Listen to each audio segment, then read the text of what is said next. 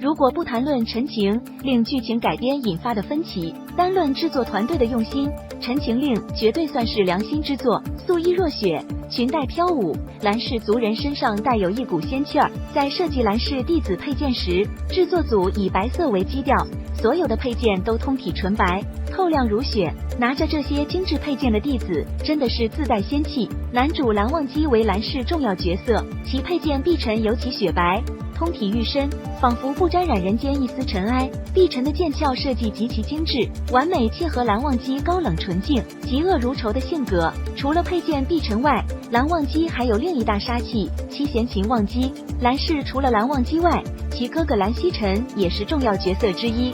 仙门世家公子中，蓝曦臣品貌排行首位，清秀温雅，温柔款款，也因此蓝曦臣的法器玉箫列兵更加纯净光泽，是为《陈情令》中最洁白的武器。与蓝氏的不食人间烟火相反，金氏的特点极尽奢华，仙府金灵台犹如金銮大殿般恢宏繁华，所以金氏主调色泽以金黄为主，因此金氏弟子配件多奢华耀眼，剑身细节设计显得雍容华贵。金氏傲娇凤凰男金子轩高贵雍容，是为云梦江氏江燕离配偶。